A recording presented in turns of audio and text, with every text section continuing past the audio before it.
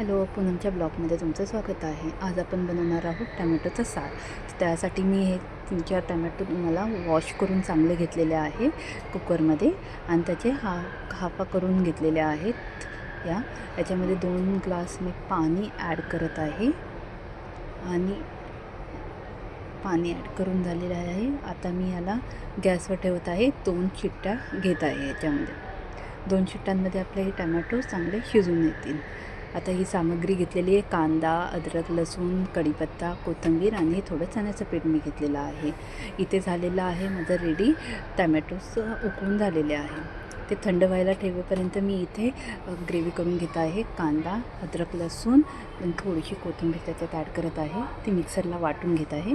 इथे चण्याच्या पिठामध्ये थोडंसं मी पाणी ॲड करून त्याला मिक्स करून ठेवलेलं आहे. आता जे आपण टमॅटो उकळून घेतलेले आहे ते सगळे मिक्सरमध्ये घ्यायचे ग्राइंड करायला.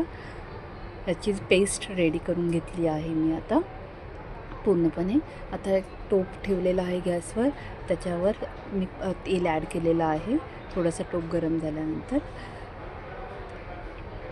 तेल ॲड केल्यानंतर ह्याच्यात मोहरीची आणि जिऱ्याची फोडणी तुम्हाला द्यायची आहे थोडीशी, आणि कढीपत्त्याची फोडणी तुम्हाला त्याच्यात द्यायची आहे.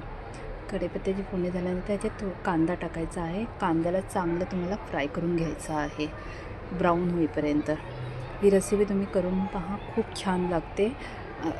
मस्त गरम राईस आणि हे गरम गरम रस्सा टमॅटोचा खूप छान लागतो खायला. आता इथे हे झालेलं आहे. माझे कांदा पूर्ण ब्राऊन झालेला आहे, चांगला फ्राय झाला आहे. ह्याच्यात मी थोडंसं हिंग ॲड केलेलं आहे आणि मसाल्यामध्ये मी थोडासा हळद टाकलेली आहे 1 चम्मच, आणि लाल तिखट तुम्हाला जेवढं तिखट पाहिजे असेल तेवढं तुम्ही ॲड करा याच्यामध्ये. तर मी इथे 2 चम्मच लाल तिखट ॲड केलेलं आहे. ह्याला चांगलं मिक्स करून घेतलेलं आहे इथे. आता जी पेस्ट आपण रेडी केलेली आहे ना, ती पेस्ट ह्याच्यामध्ये ॲड करायची आहे. आपल्याला मिक्स करायची आहे पूर्ण चांगल्या पद्धतीने. आता हे मी मिक्स चांगल्या पद्धतीने करून घेत आहे, एकजीव करत आहे.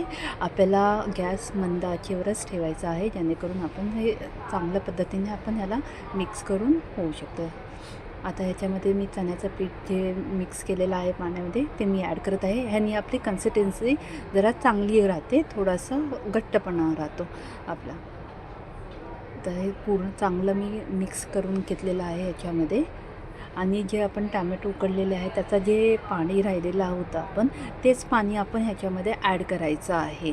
थोडंसं तुम्हाला जेवढा पातळ पाहिजे तेवढा रस्सा ह्याच्यामध्ये तुम्ही पाणी ॲड करा.